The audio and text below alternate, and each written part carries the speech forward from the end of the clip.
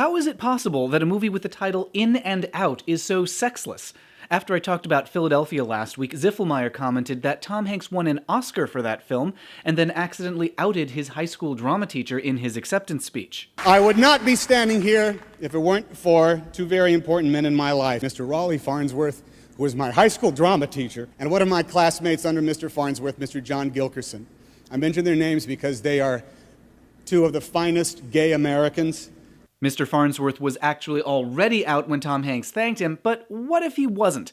That's the premise of In and Out, written by Paul Rudnick, who also wrote Jeffrey and The Stepford Wives, and the version of Sister Act when it was going to be a Bette Midler vehicle. So, not to stereotype, but he might be gay. In and Out is all about gay stereotypes, to the point that when I watched it, I was basically treating it as a gay scavenger hunt. Yes. For example, there's a Sondheim book on the shelf, Richard Simmons is everywhere. The name of the Oscar telecast is Inside Oscar, which is a little graphic. There's also a locker room scene that might have some homoerotic overtones. We're only 3 minutes into this movie, and I already need a cold shower. The movie is setting you up for lots of gay. I am on board and ready for homosexuality. Anyway, the plot is fairly cute. Kevin Kline's getting married, and everyone is happy for him, especially his mother. I need that wedding. I need some beauty and some music and some place cards before I die. It's like heroin. There is the pesky detail that he and his fiancée are totally disengaged physically. I mean, look at these two. They're listening to Gypsy and getting ready to watch the Oscars together. If they were being honest with each other, they'd be best friends who get mimosas every weekend, not engaged to be married. He just has never had a physical relationship with her. Never? In 3 years? He respects her. He's gay. Word starts to get around after a former student makes an announcement at the Oscars. And he's gay. And then the pieces all start falling into place. Everyone seems to think they know what makes a person gay. I mean, like, you're smart and well-dressed. And really clean. Doesn't look good. And plus, you got the drama club, and you ride that bicycle. Tom, do I look like a homosexual? Would you walk for me?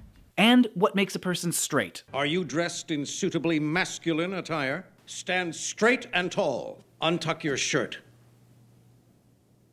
Just one side. The movie is drowning in Barbra Streisand references. Funny girl! Yeah! I am not gay! What was Streisand's 8th album? Color Me Barbra. Stud. Everyone knows that! Fuck Barbra Streisand! The one thing that nobody talks about is the one thing that makes a person gay, being attracted to someone of the same gender. Oh, right, that. Kevin Kline has a student who's nervous about homosexuality, and I kept expecting this kid to confess that he has a crush on a classmate and he's scared that he'll be outed next. Something to remind us that, oh, right, in addition to Streisand, gay people also have attractions. Spoiler alert, that doesn't happen.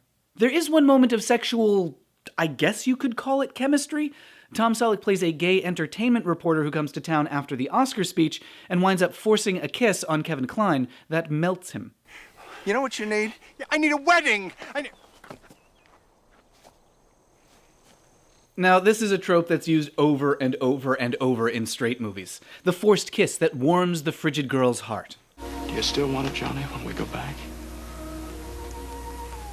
I'm not sure I know now.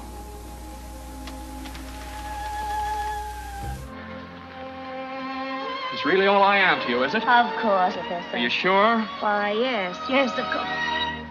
Oh, Scotty, don't let me go. I'm here. I've got you. I'm so afraid.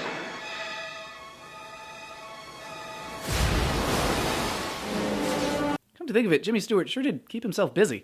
But the kiss in In and Out is not a sexy kiss. It's a comedy kiss. And they never talk about it again. Or any kind of gay attraction. I kept waiting for someone in this movie, anyone, even Wilfred Brimley, to be a gay person in love. But no, they just talk about the stereotypes. Which, fair enough, I'll admit, they're funny. At first I was a little offended by the stereotypes, but then I realized that most of them actually describe me. I ride my bike like this, I listen to Gypsy, I tuck in my shirts. I also sleep with men, but that's apparently too advanced for this movie. Kevin Kline comes to terms with being gay at possibly the worst possible moment. Till death do you part? I'm gay.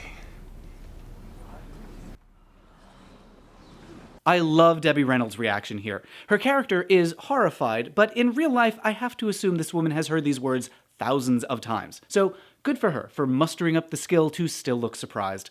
Following the announcement, there's some soul-searching, and everyone in town decides that they'll support the gay guy by declaring they're all gay too.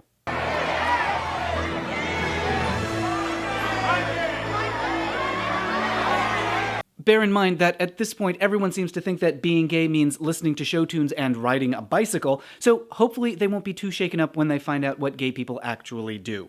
Or maybe they'll never find out. I don't know, there is literally zero same-sex attraction in this movie. Even in the end, they have a fake-out gay wedding. Tom Selleck and Kevin Kline are wearing tuxedos and talking about weddings and touching each other, but it's just a trick. The wedding is actually for two straight people. Fine, I get it. This is a mainstream movie for a mainstream audience, and it succeeds in so much as it can get straight people comfortable with gays by talking about the things we like instead of the things we are. Still, I wish there was at least one passionate gay kiss in this movie. As it is, it's a screwball comedy without the screw. Thanks for watching, and thanks to Ziffelmeyer for suggesting the movie In and Out. If there's a movie you'd like me to talk about, you can leave a comment on this video or tweet at me @MattBaum. Subscribe here for more videos, and check out my podcast, The Sewers of Paris, for revealing stories about the entertainment that changed the lives of gay men. Now, if you'll excuse me, I'm gonna go hang out around Jimmy Stewart's house until he kisses me. I know very well what you're talking about. You're talking about something you can't get your fingers on.